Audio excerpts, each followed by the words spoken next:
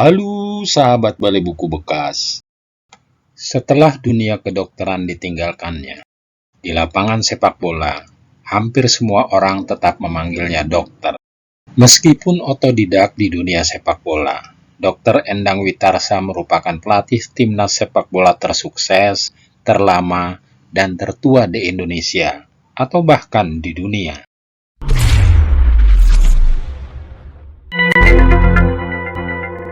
Kalau diukur dari jumlah trofi kejuaraan internasional, Endang Witarsa merupakan pelatih terbaik tim nasional atau timnas sepak bola Indonesia sepanjang masa. Dari sekurangnya 13 trofi kejuaraan internasional yang sudah diberikan sejumlah pelatih timnas sepak bola Indonesia selama ini, 5 diantaranya diberikannya. Mulai dari juara Piala Emas Aga Khan di Pakistan pada 1967, juara Piala Raja di Thailand pada 1968, juara Merdeka Games di Malaysia pada 1969, juara Pesta Sukan di Singapura pada 1972, hingga juara Piala Hari Ulang Tahun Jakarta atau Jakarta Anniversary Cup pada 1972. Kalau ditambah prestasi yang lebih rendah, jumlahnya tentu lebih banyak. Misalnya, peringkat ke-8 Asian Games di Thailand pada 1966, peringkat ke-4 Merdeka Games di Malaysia pada 1968, peringkat kedua Piala Raja di Thailand pada 1969, peringkat kedua Piala Raja di Thailand pada 1970, peringkat ke-4 Asian Games di Thailand pada 1970, peringkat kedua Piala Presiden di Korea Selatan pada 1972, dan peringkat ke-4 Piala Hari Ulang Tahun Jakarta pada 1981. Hanya Antun Toni Pogacnik, pelatih timnas asal Yugoslavia, yang mendekati prestasinya dengan 3 trofi internasional. Endang Witarsa bukanlah namanya sejak lahir. Nama aslinya adalah Lim Sun Yu.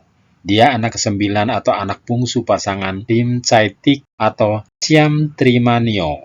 Lelaki yang punya darah Kesultanan Mataram ini lahir di Kebumen, Jawa Tengah pada 12 Oktober 1916. Sejak kecil, dia sudah gila bola. Nama Endang Witarsa mulai digunakannya sejak 1967.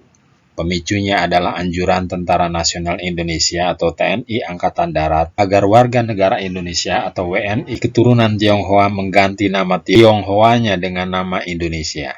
Toko atau perusahaan yang ditulis dengan menggunakan aksara Cina pun dianjurkan menggantinya. Akibatnya, orang-orang Indonesia keturunan Tionghoa jadi ketakutan. Aang Witarsa, rekan Sun Yu sesama pelatih di Persatuan Sepak Bola Seluruh Indonesia atau PSSI yang asli Sunda, mengamini anjuran itu. Nama Endang Witarsa diusulkannya. Dengan begitu, orang pasti percaya bahwa Endang Witarsa adalah lelaki asli Sunda, cetus Aang. Setelah tertawa, Sun Yu menambahkan, biar orang mengira kita ini kakak adik. Namun, rekan-rekan sebayanya atau pemain sepak bola keturunan Tionghoa tetap memanggilnya Sun Yu atau Om Sun Yu.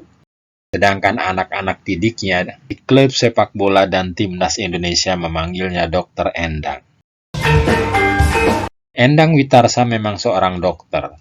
Dia jebolan sekolah kedokteran gigi School of Leiding van Indische Tandarsten atau Stofit Surabaya pada 1941. Bahkan suami Ho Seok Lee atau Kartika Sulandri sejak 1941 ini memperdalam ilmu kedokteran giginya selama setahun di Seattle, Amerika Serikat mulai 1958. Dia pergi ke sana setelah mengantarkan klub sepak bola Union Max Strength atau UMS jadi juara kompetisi Persija pada musim kompetisi 1955-1956. Sejak hijrah ke Jakarta pada 1948, ayah 2 putra dan 2 putri ini makin memfokuskan perhatiannya pada sepak bola. Tak lama setelah hijrah, Sun Yu ditawari Chua Chun Bi, ketua perkumpulan olahraga UMS, untuk bergabung. Dia tak keberatan, apalagi UMS merupakan klub sepak bola yang disegani di Batavia atau Jakarta.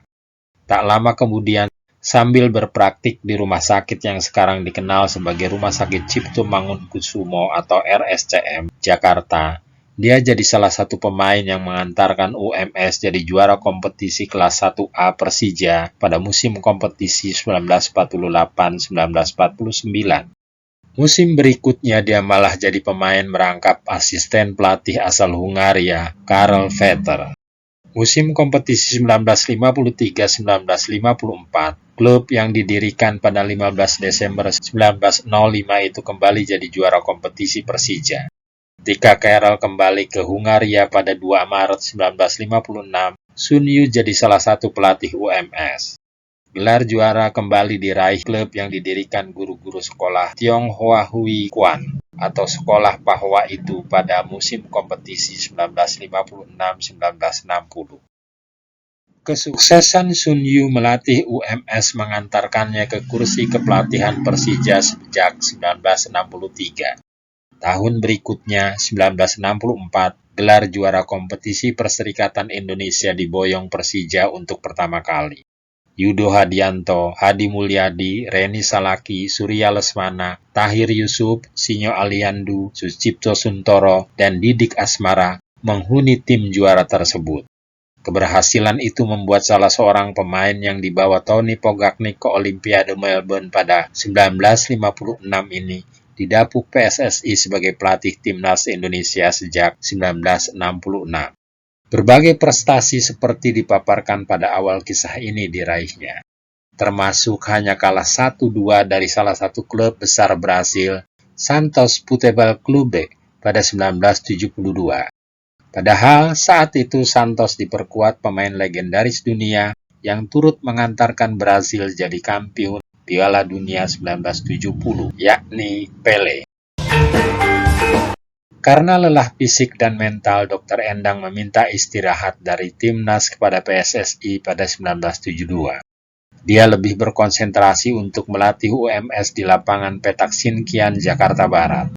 Kemudian dia juga sempat melatih klub Parde Detex cikal bakal klub sepak bola profesional Indonesia asal Medan, Sumatera Utara.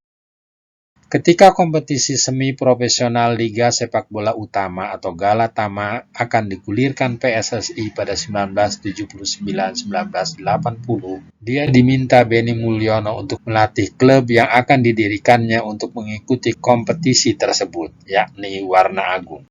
Dr. Endang menerima tawaran tersebut dan bahkan mampu mengantarkan klub yang dikapteni Roni Patinasarani itu sebagai jawara perdananya. Pada musim kompetisi berikutnya, 1980-1981, Dr. Endang menukangi UMS 80. Karena UMS 80 tak pernah juara, ada keinginan untuk merekrut pemain asing. Dia menentangnya lalu memilih hengkang. Selama Juni sampai September 1981, PSSI kembali meminta jasanya. Pada 1984, Dr. Endang kembali melatih Warna Agung. Meski tak pernah lagi menjadi juara, klub asal Jakarta itu tak pernah terkena degradasi hingga bubar pada 1993. Dia pun kembali ke UMS hingga 2007. Perjalanan panjang melatih itu membuat Dr. Endang diganjar Museum Rekor Indonesia atau MURI pada awal 2007 sebagai pelatih terlama dan tertua di Indonesia, atau bahkan di dunia. Dia telah melatih selama 55 tahun dan tetap melatih hingga usia yang sangat senja, 91 tahun. Tahun berikutnya, tepatnya 2 April 2008, dia wafat di Rumah Sakit Pluit, Jakarta. Jenazahnya dimakamkan di Komplek Pemakaman San Diego Hill di Karawang, Jawa Barat pada 6 April 2008. Hampir semua informasi tersebut dapat kita telusuri pada buku Dr. Gigi Endang Witarsa atau Lim Sun Yu, Dokter Bola Indonesia, susunan H. Isyanto, terbitan PT Suara Harapan Bangsa Jakarta pada 2010. Semoga informasi ini bermanfaat. Terima kasih sudah menonton video ini.